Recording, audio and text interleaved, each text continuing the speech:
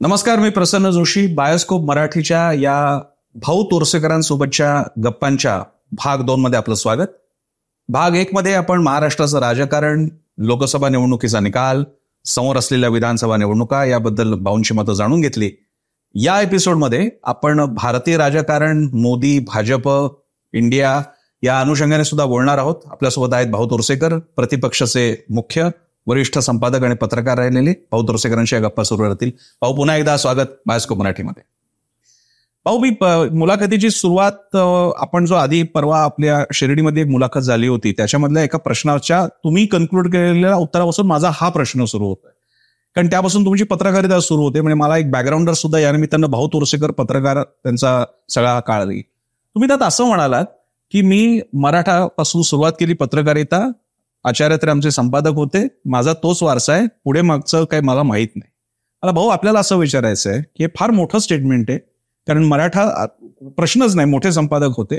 पण त्यानंतर मला जी पटापट नावं रँडमली आठवतात, तळवलकर, कुमार केतकर, माधव गडकरी, निळकंठ खाडीलकर, निखिल वागळे, महानगरचा टॅब्लॉइडचा आज एक हाती त्यांनी उपक्रम राबवला आणि पूर्ण पत्रकारिता जेव्हा प्रस्थापित झाली होती तेव्हा त्यांनी ते पूर्ण गाजवून टाकली होती.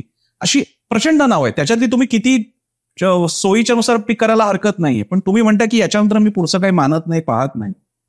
तर हा अभिमान म्हणायचं का औद्धत्य म्हणायचं? नाही, उद्धटपणा असं म्हणणार नाही मी. आणि प्रामाणिकपणे सांगायचं तर मी माझ्या डोक्यात मी शाळकरी वयापासून जी वर्तमानपत्र वाचली, पुढच्या काळात पत्रकारितेच्या ज्या गोष्टी ऐकल्या, त्या बघितल्या, तर मग म्हणजे मी जेव्हा मराठात पत्रकार होतो, एक उदाहरण तुम्हाला देतो. कुठचाही गिरणीचा संप असेल, छोटा मोठा संप असेल, कामगार असेल, झोपडपट्टीवाले असेल, ते हक्काने आमच्याकडे यायचे, आमची बातमी छापा. कारण त्यांच्या बातम्या महाराष्ट्र टाइम्स, लोकसत्ता अशी भांडवलदारी पत्र छापत नव्हती. त्यांना भांडवलदारी पत्रकारिता म्हणे. बरं.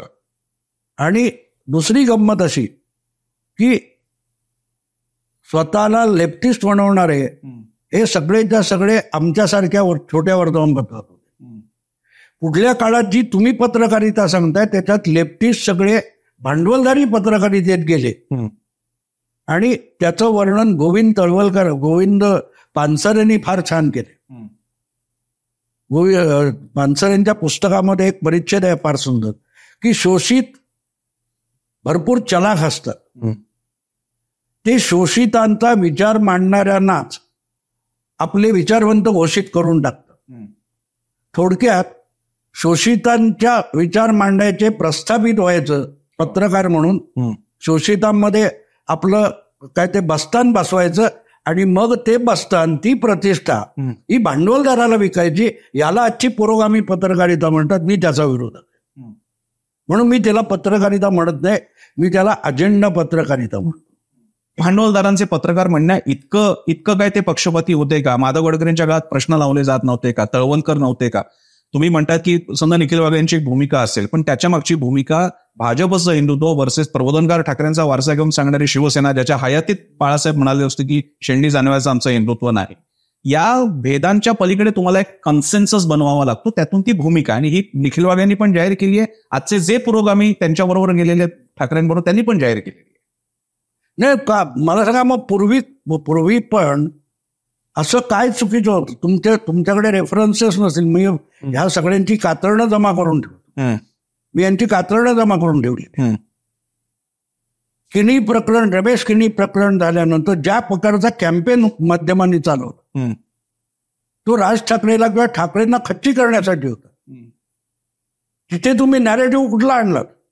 सरळ सरळ एका माणसाला खच्ची करणंच चाललं होतं, दुसरं काही नव्हतं. म्हणजे जसं काही पुरावा, म्हणजे जसं सुशांत सिंग प्रकरणामध्ये आदित्य ठाकरे, एक्झॅक्टली तसंच म्हणायचं तुम्हाला? हो, एक्झॅक्टली. ते जसं अर्णब गोस्वामी का त्या लोकांनी केलं तेच तेव्हा झालेलं आहे. पण अर्णब गोस्वामीचा वारसा परत कोणाकडून आलाय बघा, ही गोष्ट गंमत अशी की शेवटी त्या मॅजिस्ट्रेट कोर्टाला पुष्पा भावेनं सांगायला परत आला तर तुमच्यावर कंटेम्प्ट टाकू, म्हणजे काय नाही, राज ठाकरेला अटक करा. हा द्वेष असतो, दुसरं काही नाही आहे त्याच्यावर, काही नाही. आणि म्हणून सांगायचं की कालपर्यंत तुम्ही म्हणत होता, तर मग आज असं कसं झालं? कारण तुम्हाला स्वतःची भूमिका नाहीये, तुम्हाला स्वतःचा विचार नाहीये, तुम्ही कोणाचा तरी द्वेष करता, त्याच्या आधारावर तुम्ही ठरता. तो चॉईस माझ्याकडे नाही, मला माझा चॉईस आहे. मी पण डाव्या चळवळीतून आलेलो आहे, या सगळ्यातून फिरलेलो आहे. पॅन्थरच्या सगळ्या चळवळीच्या आरंभ काळात मी होतो. की त्या चळवळी आज राहिल्यात पुढे. आम्ही चळवळीतले, आपण चळवळीतले.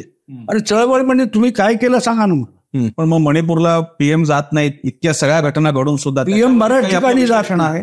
पीएम बऱ्याच ठिकाणी जात. मणिपूर हे बऱ्याच ठिकाणापैकी एक नाही. तुम्हाला पाहिजे सरसंघचालक ज्याच्या बाबतीत काळजी व्यक्त करतो जाऊ नये, त्यांनी ट्विट करू नये. नाही, सगळी स्वातंत्र्य तुम्हाला आहे. नरेंद्र मोदी नावाच्या माणसाला कारण ते पीएम आहेत, कारण ते पंतप्रधान. तुम्ही केलं, त्यांना नाही केलं. ते पडणार कसे यासाठी तुम्ही सगळे प्रयत्न केले, पण निवडून आलास मग आमचं आहे. आम्ही तुला धनुर्विद्या देणार नाही, तू पलीकडे उभा राहा आणि शिकलास तर अंगठा दे. कळलं तुमची भूमिका काय ती.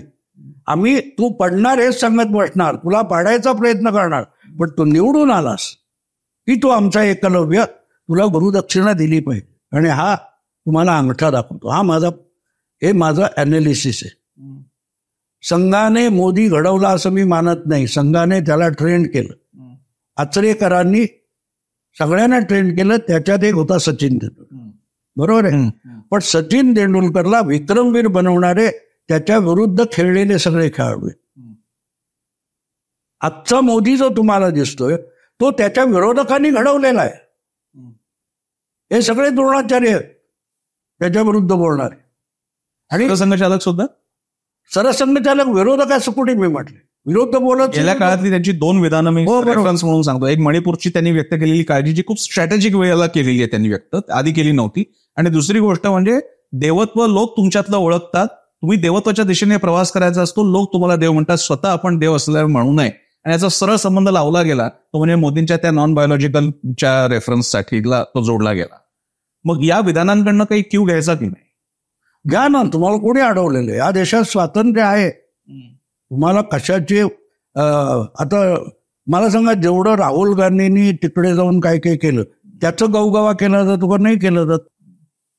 ही पत्रकारिता नाही. कारण पत्रकार हा, मी असं म्हणतो की मीडिया बिकम ए एस्टॅब्लिशमेंट. सरकार नाही. तो जसा रामायणातला धोबी आहे, तो आरोप करतो, तो खरा की खोटा तपासायचा का नाही, आधीच सीतेला वनवासात पाठवून द्या. बरोबर आहे ना? हे झालेलं आणि त्यातून सगळं झालं. तुम्ही बायसाते लोकांना वाटायला लागलं. आणि मग त्याची रिॲक्शन कशी येते बघा. बांगलादेशची घटना घडल्यानंतर सिलिगुडी ते हिमाचल प्रदेश, गुजरात, कर्नाटक, हिंदू कन्सोलिडेशन कसं सुरू झालं मग? हे संघाने केलं का नाही? भारताला हिंदुत्वाकडे नेण्याचं काम सेक्युलर मीडियाने जितकं केलं तेवढं संघाला 50 वर्षात जमलं, 60 वर्षात जमलं. जसं सीआयने आटापिटा करून 100-50 वर्ष सोव्हिएत युनियन त्यांना मोडता आलं नाही, ते गोर्बाचोवने मोडून दाखवलं. शेतकरी आज मीडियाने सगळ्यात मोठी जो वाईट गोष्ट काय केली असं मी म्हणतो, तर मीडियाने चळवळी मारून टाकल्या. आम्ही शाळकरी वयापासून तरुण वयामध्ये मी पण चळवळीत होतो, आंदोलनात होतो. आम्ही लोकांना मार खाल्लाय, सगळं काय काय उचापती केले, पण आम्ही करायचो. कॅमेरा आला की आंदोलन, कॅमेरा बंद झाला, आंदोलन संपलं. जरांगे पाटलांचं आंदोलन काय सांगा ना मला. कॅमेरा पलीकडे जरांगे पाटलांचं आंदोलन काय? केजरीवाल त्याचे तर तुमच्याकडे व्हिडिओ उपलब्ध आहेत. आशुतोष तो पसंत बाजू ते कॅमेरा चालू राहिला आणि अच्छा हे हायलाइट करू, वो हायलाइट करू, अशी मुलाखत मोदींची झाली का सांगा ना मला. मोदी मीडिया किंवा तुमचा सेक्युलर मीडिया यांना आवडतात, त्यांना कसं हुतात्मा म्हणून पेश केलं. आणि मोदी बळी म्हणून पाहिजे, आणि मोदी म्हणतो मी बळी नाही आणणार. एवढाच फरक. आणि आज ईडी तुम्ही म्हणता, मला सांगा ईडी काय कोणी स्थापन केली? पवार साहेब सांगतात हे ईडी वगैरे होता आम्हाला माहितीच नाही. अरे मग हा माणूस केंद्रात मंत्री तरी होता का? त्यांनी ते मेटाफोरिकली असेल की अशा प्रकारे वापर होणं माहीत नसावं. अशा प्रकारे वापर झालेले आहे. जगन मोहन रेड्डी नाव ऐकले? का तुरुंगात होता तो? का तुरुंगात होता? सोनिया गांधींची वक्रदृष्टी झाली, जगनमोहन रेड्डी तुरुंगात गेला ईडीमुळे. बरोबर आहे? तेव्हा हा मार्ग असतो. मी नेहमी सांगतो की मोदी आणि शहा हे मेलेलं कोंबड आहे, ते आगीला भेट नाही. 10 वर्ष तुम्ही 2004 ते 14 केंद्राची सत्ता वापरून एका राज्याच्या सत्तेला नेत्यांना किती पेडता येईल याचं ट्रेनिंग करून घेतलंय तुम्ही त्यांच्याकडून. आता ते त्या पोझिशनमध्ये आहेत, ते तुम्हाला त्रास देत आहेत. पण मग कोणाचंच काही कौतुक करायची गरज नाही. नाही. असं आहे की ईडीच्या कारवायांमध्ये भाजपचं साधारण म्हणणं असतं की आम्ही काय याच्यापैकी फक्त 3% राजकारणी, बाकी सगळे उद्योजक आणि अन्य कोणी आहेत. पण ते 3% सगळे भाजप तर कसे? हा प्रश्न पत्रकार म्हणून पडू नये आपल्याला. म्हणजे ते मुळात तक्रारी. आता मला सांगा, केजरीवालची तक्रार कोणी केली? बीजेपीने केली का ईडीने आपोआप घेतली? नाही, कोणीतरी तक्रार केली, त्याचे पुरावे दिले.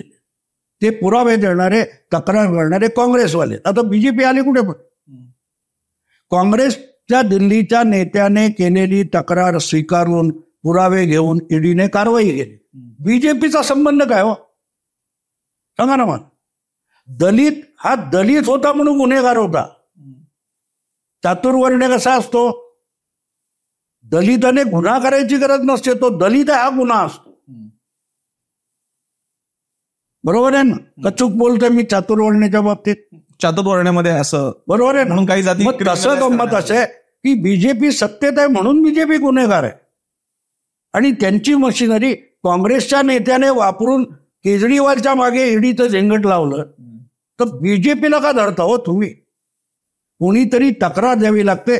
मी त्या जाहीर मुलाखतीत सांगणार नाही, तुम्हाला मुलाखत संपल्यानंतर हे ईडी प्रकरणाचा तपशील वेगळा सांगेल. माझा प्रश्न एवढा हवेत नाहीये. माझा प्रश्न इतकाच भाजप तुम्ही द्या ना भाजप. मला सांगा की संजय राऊतने आपल्या सेना भवनामध्ये प्रेस कॉन्फरन्स घेतली, हे कागद फडकवले. तुमच्याच मुंबईच्या पोलीस, तुमचंच सरकार, तुमचेच पोलीस, त्यांनी इन्क्वायरी केली ना. काय तो किरीट सोमय्या असेल, आशिष शेलार, ज्यांच्यावरून का नाही केस स्टँड होतो? ती केस कोर्टात स्टँड होते ना. का तुम्हाला कोर्ट मान्य नाही? कोर्टाने बीजेपी आहे की काँग्रेस बघितलं पाहिजे? सांगा मग. संविधान बचाव म्हणजे काय? संविधान आतापर्यंत 140 दुरुस्त्या आणल्या गेल्या, त्यानंतर कुठलं संविधान इंटॅक्ट आहे? इंदिरा गांधीने विरोधकांना तुरुंगात डांबलं आणि सेक्युलरिझम आणि सोशलिझम हे शब्द घुसवले. त्याबद्दल कोणी बोलायचं? पक्षपात हा असा आहे. आणि मग ते झाले की ते जुनं जाऊन दे, ते जुनं सोडून द्या. वा, ते जुनं सोडायचं आणि 5,000 वर्षाचा चातुर्वर्ण्य धरून ठेवायचं. किती अजब आहे. 50-60 वर्षापूर्वीचं विसरून जा, पण 5,000 वर्षापूर्वीचे खपरी काढत बसायचे. पण इंदिरा गांधीचे खरे, इंदिरा गांधींची आणीबाणी याचं कोणी समर्थन करणार नाही. तुम्ही सगळी मंडळी त्या काळात होता, समाजवादी एकत्र होते, कम्युनिस्ट, भाजप, जनसंघ सगळे तेव्हा जनसंघ होता. पण ती पूर्ण चूकच होती. पुन्हा एकदा समर्थन नाही त्याचं. पण त्यानंतर ती एकतर अधिकृतरित्या उठवली गेली, पहिला भाग. दुसरा भाग, त्या कॉन्स्टिट्यूशनला सस्पेंड करण्यापासून नंतर सुद्धा तुम्ही जे सेक्युलरिझम आणि शब्द आणले म्हणता ते बरोबरच आहे तुम्ही म्हणताय ते. पण त्याचा जो डीएनए आहे, एक मूळ चौकट आहे, डीएनए आहे, जो पुन्हा तो किती शब्द नाही आवडला तरी तो धर्मनिरपेक्षतेचं सूत्र आहे त्यामध्ये. तो शब्द होता की नाही ते सोडून द्या, नसेल, आधी नव्हताच. पण ते काही एक बेस मानतो हा. आज त्या बेसला तसा धक्का मिळताना दिसतोय. इतकंच काय, अनेकदा शमसुल इस्लाम किंवा यांच्यासारखे इतिहासकार म्हणतात की पांचजन्यामधल्या जुन्या अंकांमध्ये सुद्धा हे संविधान, हा तिरंगा, हे सगळ्या पाश्चात्य कल्पना आहेत, आमच्या भारताला लागेल अशा प्रकारचं नाही. त्याचे दाखले पण सांगण्यात आलेले. इतकंच नाही, बरं, जो भाजपचा अयोध्या, जो फैजाबाद मतदारसंघ आहे, तिथून उभा राहिलेला माणूस तर पुरोगाम्यांचा नव्हता. तो म्हणतो संविधान बदलेंगे. कर्नाटक, आंध्रमधलं कोणीतरी म्हणतो संविधान बदलेंगे. अनेक नेते म्हणाले त्यांच्यावर काय तात्पुरत्या कारवाया झाल्या. पण संविधानाच्या असं काय आहे की बदलेंगे? दुरुस्ती हा सगळ्यांनीच करत आलेले. तो इसेन्स घालवण्याचा प्रयत्न, छुपा अजेंडा आहे असा दावा आहे. नाही, छुपा अजेंडा फक्त तुम्हाला दिसतो. मला हीच तर गंमत वाटते. संघामध्ये काय चाललंय, भाजपमध्ये काय चाललंय, भाजपवाल्यांनी संघवाल्यांना माहिती नसतं, पण त्यांच्या बाकीच्या विरोधकांना माहिती असतं. कुमार सप्तर्षी माझा मित्र आहे. कुमार सप्तर्षीने त्याच्या सत्याग्रही या मासिकामध्ये पुरोगाम्यांची फार सुंदर व्याख्या लिहिली की पुरोगामी म्हणजे पुढे आणि भविष्याकडे बघणारा आणि प्रतिगामी म्हणजे मागे बघणारा. आता मोहन भागवत म्हणाले की गोळवलकर गुरुजींच्या जे काही जुने मुद्दे आहेत ते आता बाजूला ठेवले पाहिजेत, काळ बदललेला आहे म्हणजे ते पुढे बघतायत. आणि कुमार सप्तर्षी गोळवलकर गुरुजी रेफर करतो. मग आता कुमारच्याच भाषेमध्ये प्रतिगामी कोण आणि पुरोगामी कोण गल्लत समजून घ्या. सगळंच तुम्ही म्हणाल पुढे तोच तो चातुर्वर्ण्य असतो. आम्ही बांधू ते तोरण, आम्ही सांगू ते धोरण, आम्ही सांगू ते वेद, आम्ही सांगू तो त्याचा अर्थ. ही गंमत आहे ना. आम्ही सर्व ठरवतो. उजव्यांकडे विचारवंतच नाहीत, आणि जो विचारवंत असेल तो डावाच असला पाहिजे. बरोबर आहे की? आणि हीच तर गंमत आहे. आणि मुद्दा असा आहे तो की ज्या वेळेला तुम्ही एक भूमिका मांडता, आता ईडीची भूमिका, ईडी आणलं कशाला तुम्हाला मुद्दा. मला वाटतं शिर्डीला बोललो होतो का, कॉन्स्टिट्यूशन ची घटना समितीमध्ये अंतर्गत आणीबाणीचं जे कलम होतं ते जेव्हा घालण्यात आलं, त्याच्या विरोध करताना एच.व्ही. कामत यांनी त्याला जोरदार आक्षेप घेतला होता की या एका कलमाने कोणीही निवडून येऊन हुकुमशाही लावू शकतो. नेहरूंनी त्यांना गप्प करताना विचारलं, तुमचा माझ्यावर विश्वास? एच.व्ही. कामताने फार सुंदर उत्तर दिलं की तुमच्यावर माझा 100% विश्वास आहे, पण तुम्ही अजरामर आहात त्याच्यावर विश्वास. आणि दुर्दैव असं की इंदिरा गांधींनी म्हणजे नेहरूंच्याच कन्येने लावलेल्या आणीबाणीत पहिला पकडला गेलेला राजकारणी खासदार एच.व्ही. कामतच.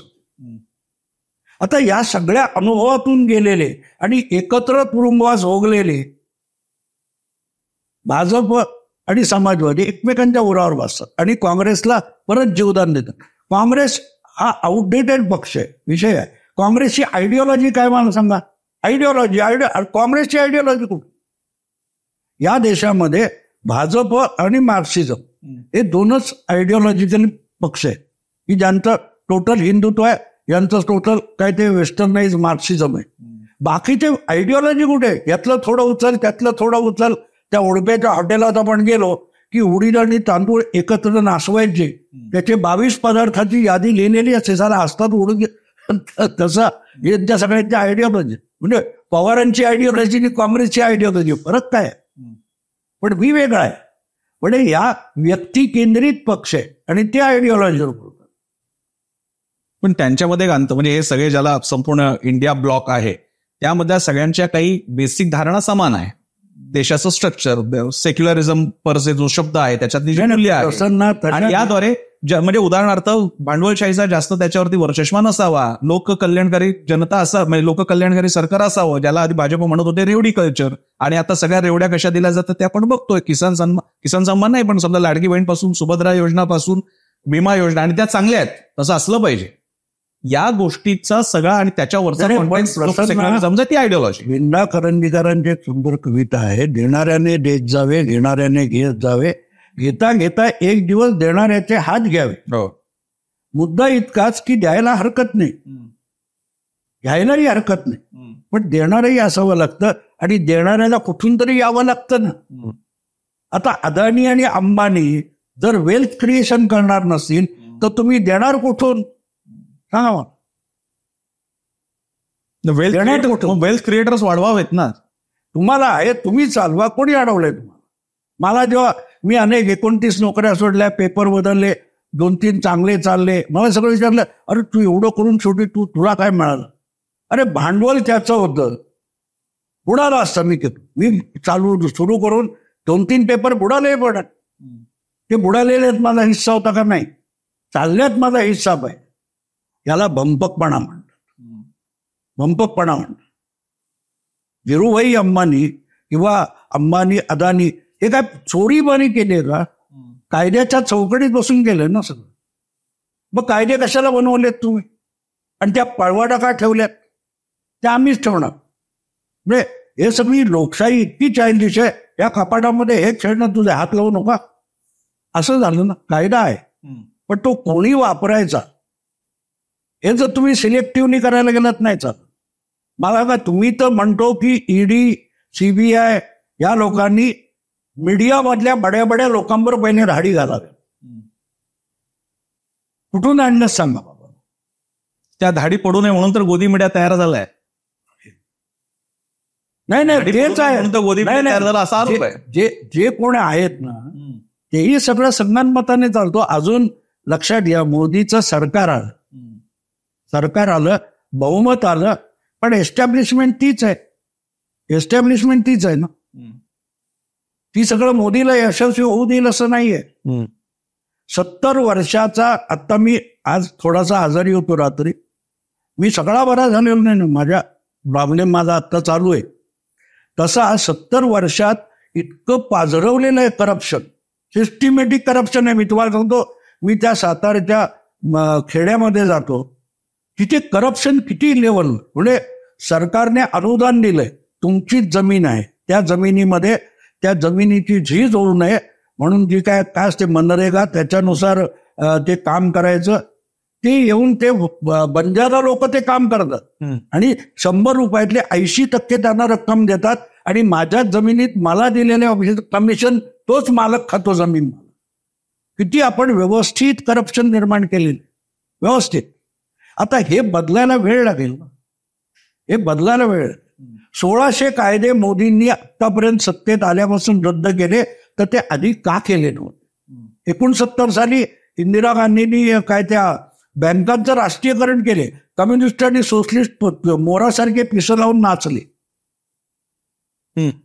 भांडवलदारांच्या बँका काढल्या, गरिबांना दिल्या. त्यात गरिबाला खातं काढता येत होतं का? नाही, ते मोदीने काढलं. किती वर्षांनी? जवळजवळ 40 वर्ष. बरोबर आहे. पण नंतर मोठमोठ्या प्रायव्हेट बँका ज्या प्रकारे मर्जर्स चालू झाली, तोही मुद्दा आहे. तो आहे, आवश्यक आहे. तुम्हाला जागतिक आर्थिक क्षेत्रामध्ये टिकून राहायचं. आज अमेरिकेच्या टक्कर देऊ शकेल आपल्याकडे एकही बँक नाही. चायना बँकशी आम्ही टक्कर देऊ शकत नाही. म्हणजे काय ते कल्पना दारिद्र्य. आता तुम्ही हाच मुद्दा काढला म्हणून एक ताजा संदर्भ. मी फार उपप्रश्नांमध्ये जाणार आहे, कारण अजून महाराष्ट्राचं राजकारण भारताचं पण आहे. आता LIC आहे, LICच्या गचंडी कुठली तरी एक बँक लावून टाकायची आणि त्याचा सगळं तोटा त्यांच्या कंपनीवरती येणार, LIC वरती. हे प्रकार गेल्या 10 वर्षातच झाले. मग ते टाळायला हवे होते. तुम्ही म्हणता ते बरोबर आहे. मग आधीची जी टीका आहे, त्या जन्माच्या आधीची गोष्ट.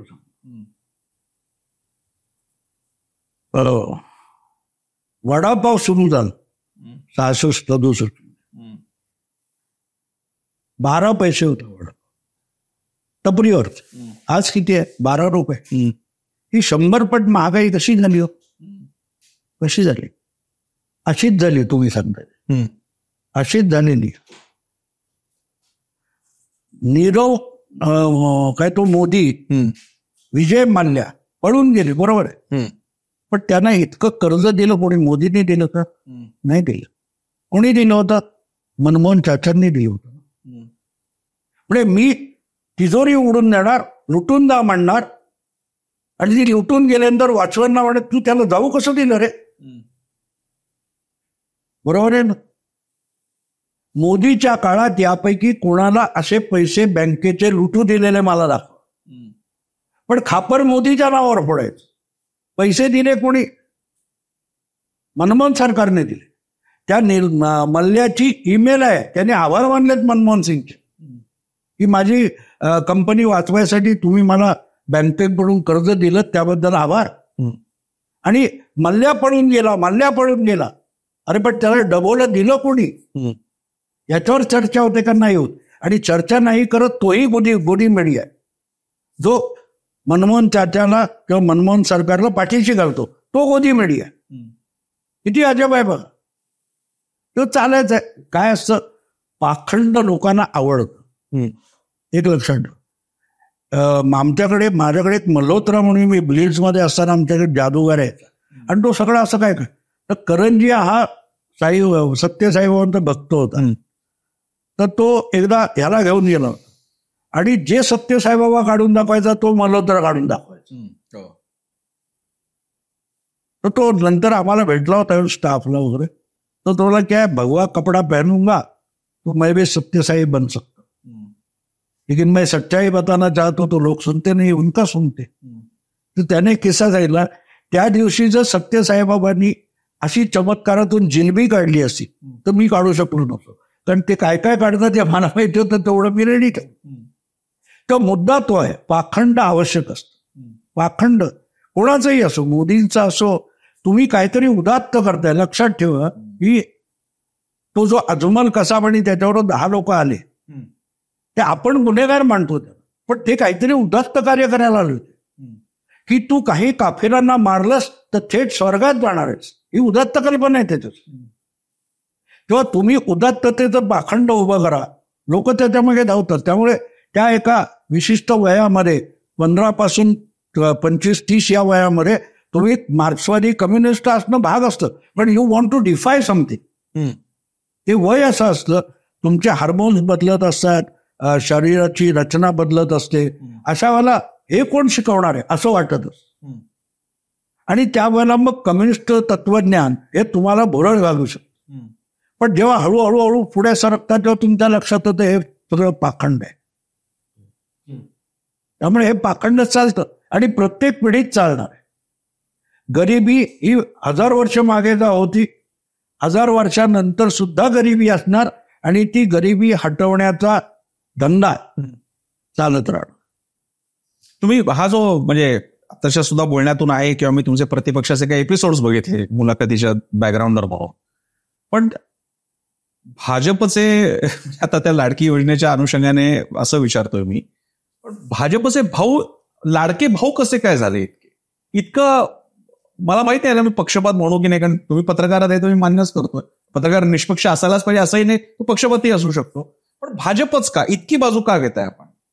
नाही, माझ्या भाजप का मोदी का? नाही, तुम्ही बाजारात जा आणि तुम्हाला तुमची जी आवड निवड आहे तसा टीव्ही सोडून तुम्ही दुसरा का घेत नाही असं मी विचारलं तर काय उत्तर आहे?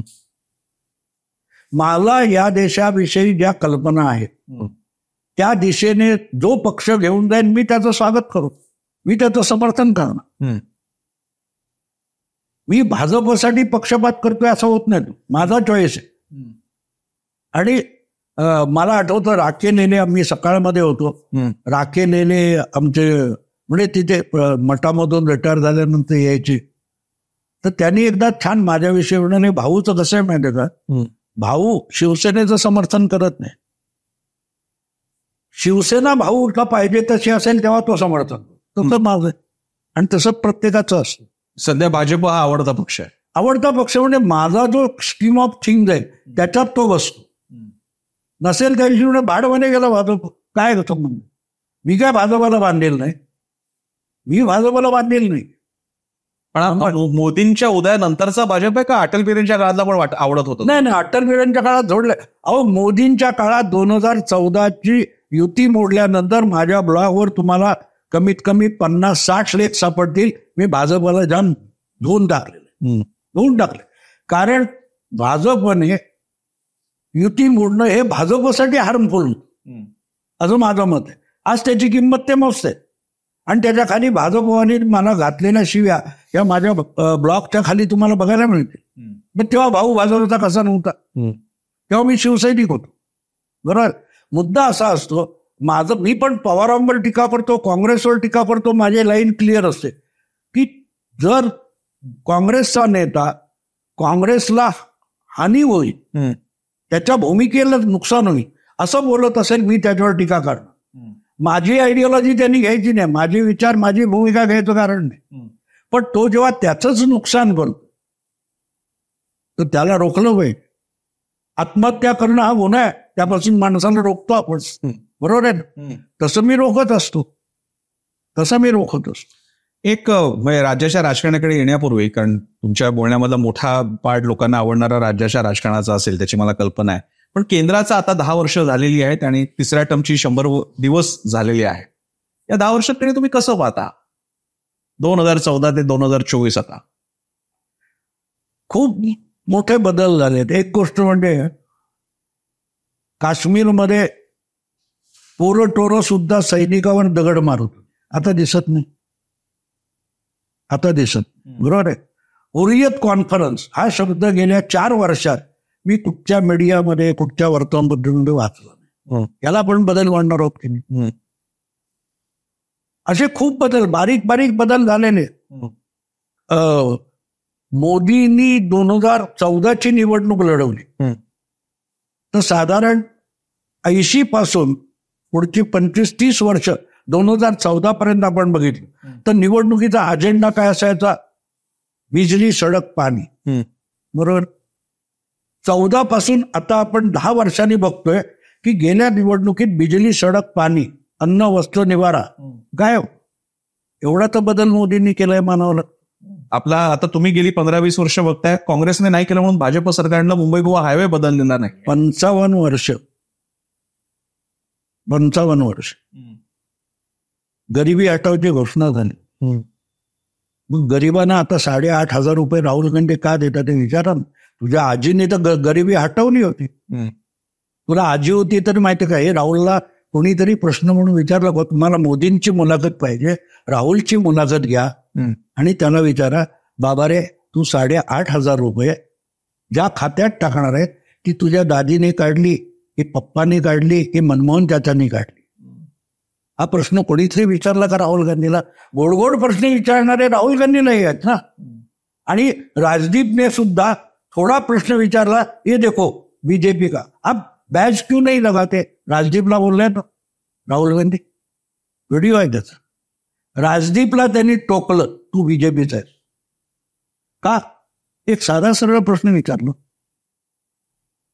मुद्दा असा आहे की 10 वर्षात काय बदललं नाही. 70 वर्षाच्या तुलनेमध्ये खुद्द शरद पवारांनी सांगितलं की यांच्या काळामध्ये झाले तितके रस्ते पूर्वी कधीच झाले नाहीत.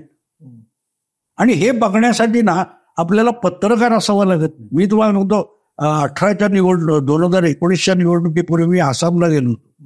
तिथे त्या आसाम जोरहाटच्या अलीकडे मी बायकोला म्हणालो, जरा आपण इथे टपरीवर खाऊ, मला इथले पदार्थ काय असत बघा, थोडं मी तिथे थांबून. तर तो रस्त्याच्या कडेला बांधकाम चालू होतं, काय ते 4 पदरी 6 पदरी. तर तो बोलता तो मुंबई से आहे, मुंबई में बीजेपी आहे का? म्हटलं तर तुम बीजेपी वाले हो? नाही हम बीजेपी को. ठीक. मग मी त्याला मुद्दाम चिडवत गेलो. त्याला म्हटलं काय, अभी देखो इतना ये रास्ता होगा, वो हमारा तो बात से ये लगाता है ठेला, हमारा बेटे का हॉटेल हो जाएगा. तर मी त्याला डेवचत होतो, कधी होणार म्हटलं, मोदीची तर 5 वर्ष संपून गेली. त्यांनी काय उत्तर दिलं माहिती आहे? म्हणाला, ये जमीन मोदी पैदा नहीं की है, डांबर मोदी नहीं बनाया, तो पहले सरकार ने क्यों नहीं बनाया था? ये बना रहा है ना, कम से कम उसको बनाने को टाइम तो देना पड़ेगा. हे एक सामान्य माणूस बोलू शकतो. पण आपण पत्रकार असतो, त्यामुळे आपल्याला काहीतरी एक्स्ट्रा पाहिजे असतं, त्यामुळे नसलेलंही दिसू शकतं. तो सांगायचा मुद्दा असं की 10 वर्षात खूप काही झालं. बघायचं असेल मग का म्हणायचं, अरे हे कुठलंही सरकारने केलं असतं ना. मग आधीच्या का नाही केलं, हे तो आसामचा एक साधा टपरीवाला विचार. मी मोदीचा समर्थक तेवढ्यासाठी, Modi is a delivery man म्हणून मी सांगितलं ना. 14 मध्ये बिजली, सडक, पाणी, मोदी प्रचारात बोलायचे ना, बिजली थी क्या, कल थी, कितने घंटे थी, असं मोदी विचारायचे. 14-24 मध्ये त्यांनी हा प्रश्न विचारला का? 10 वर्षात एवढा बदल झाला. फक्त म्हणजे चला रस्ते आपण मानू, काही मानकं विकासाची आहेत, नाही अशातला भाग नाही. महाराष्ट्र म्हणजे विकास आघाडी सरकार पहिल्यांदा जेव्हा 2014ला गेलं तेव्हा घाटकोपर मेट्रो सुरू झाली होती, आहेत ते मुद्दे. पण विकासाची मानकं हाच विकास आहे? नाही. भारतामध्ये हा पैसा लोकांपर्यंत पोहोचतोय का? रोजगार निर्मिती झाली आहे का? जी डिलिव्हरी केली होती, ज्याचे दावे करण्यात आले होते, आज परिस्थिती अशी आहे की सैन्यामध्ये सुद्धा कंत्राटी, अग्निवीर इज नथिंग बट कंत्राटी भरती, या लेवलला आपण आलेलो असतो. त्याचा काहीच प्रश्न नाही विचारायचे. नाही, कंत्राटी पद्धत सुरू कोणी केली इथे जाणं? शिक्षक कंत्राटी कोणी केले? मग बदला. मग ह्यांनी बदलायला हवे होते जर का विरोध होता तर. नाही, विरोध होता रे, त्यावेळेला ते विरोध करणार, यावेळेला आज आम्ही आमचा विरोध करणार ना. गंमत तुम्ही काय करता माहिती आहे, अमुक त्यांनी केलं तर त्याला सवलत द्यायची आणि याला अजिबात सवलत नाही. हा पंक्ती प्रपंच आहे, हा चातुर्वर्ण्य. माझ्या प्रश्नाचा बेस इतकाच आहे, काँग्रेस आणि मी गणपती इकडे उचलून ठेवला की प्रॉब्लेम होतो, तो भटजीने ठेवला की प्राण प्रतिष्ठा झाली. कळलं? मोदीने ठेवला ना, मोदीचा प्रॉब्लेम, मोदी आजच्या काळातला अछूत आहे, अछूत आहे आजच्या काळात, हा प्रॉब्लेम आहे. मोदी जिंकवला, आम्ही मान्य करणार नाही, आम्ही शिवाजी महाराजांचा अभिषेक नाही करणार, बरोबर आहे. सगळे पुरोगामी कोण आहेत? हे आहेत. आम्ही ठरवू, आणि आम्ही ठरवू, तुम्हाला सगळ्यांना अधिकार कोणी दिला? आम्ही स्वयंभू, बरोबर आहे. आम्ही स्वयंभू आहोत ना, तुमची मान्यता लागतेच कशाला? मी नेहमी मोदी, तुम्ही 20 वर्ष 22 वर्ष मोदीला प्रत्येक विषयात प्रत्येक परीक्षेत नापास करताय, त्यांनी तुमच्या शाळेत ऍडमिशनच घेतलेली नाही. पण आता तसे स्वयंभू त्यांच्याकडे पण झालेले, कंगना रनौत सारखे, जे म्हणतात खरं स्वातंत्र्य 2014ला. हो बरोबर, होणार. मग जसं तुम्ही म्हणताय की राज्याभिषेक नाकारणारे इथे आहेत, मोदींचा राज्याभिषेक नाकारणारे, तसे आता त्यांच्याकडे पण आहेत की स्वातंत्र्य 2014ला येणारच. ते तुमच्या पावलावर पाऊल टाकून जाणार ना, कारण विचारवंत तुम्ही आहे. आता तुम्ही कंगना रनौतला विचारवंत जाहीर करा, राईटिस्टकडे पण विचारवंत आहेत म्हणा. प्रॉब्लेम तो होतो, प्रॉब्लेम. आणि म्हणून मग काय म्हणतात ते, समोरच्याला बोलू द्यायचं नसतं तर तेवढ्याच त्याला खरं बोलेल ना. त्यामुळे कसं असतं माहिती का, मी एक गोष्ट सांगतो प्रसन्न, लेफ्टिझम, लेफ्ट लिबरल वगैरे जे काही प्रकरण निर्माण झालं ना, ते औद्योगिक क्रांतीतून झालं. त्या कामगारांचं शोषण बघून ती आयडिओलॉजी किंवा थिअरी निर्माण झाली. पण मार्क्सने स्वप्नात सुद्धा टेक्नॉलॉजिकल रिव्होल्युशन बघितलं नव्हतं, आणि त्यामुळे मार्क्सिझम, सोशलिझम आता एक्सपायरी होऊन गेली, एक्सपायरी डेट झाली. आणि एकदा एक्सपायरी झालेलं औषध तुम्ही घेतलं ना, तर ते औषध नाही, ते विष बनलेलं. बरोबर. आज सगळ्या लेफ्ट लिबरल मुवमेंटचा प्रॉब्लेम तो आहे. सगळ्यात जास्त लिबरल आज अमेरिकेत आहेत की नाही, लेफ्ट लिबरल. एक काळ मॅकॉर्थिझम होता, की सर चर्चमध्ये गेला नाही की विचार तू कम्युनिस्ट झालास का? आज कुठे? सगळ्या भांडवलशाही वर्तमानपत्रामध्ये डावे विचारवंत जाऊन बसले. सगळ्या थिंक टँक डाव्याने कॅप्चर केल्या, त्याचं फायनान्स भांडवल काय ते भांडवलदार करतात. ते तुम्हाला कळतं की तुम्ही गोदीत बसलेले. गोदी मीडिया गोदीतही नाही, सोडून द्या. पण सगळा लेफ्टिझम जो आहे, लिबरलिझम जो आहे, हा गोदी झालेला आहे, गोदीवर बसलेला आहे, मांडीवर बसलेला आहे. भाऊ, तुमच्या या चर्चा सुरू राहतील, आणि तोच तो प्रतिपक्ष आहे. तुम्ही एक तो पक्ष घेतला आणि तो प्रतिपक्ष आहे, तुम्ही मान्य केलेलं आहे. त्या बाबतीत तुम्ही अनअपोलॉजेटिक आहात, क्षमार्थी नाही आहात, हे मात्र त्याच्या बाबतीतले क्रेडिट तुम्हाला द्यावं लागेल. तुम्ही आहात तसेच आहात, हा तुमचा तटस्थपणा, भूमिका घेतलेला तटस्थपणा आहे, तो मान्यच आहे. त्यालाच आपण संवादाचा भाग म्हणूया.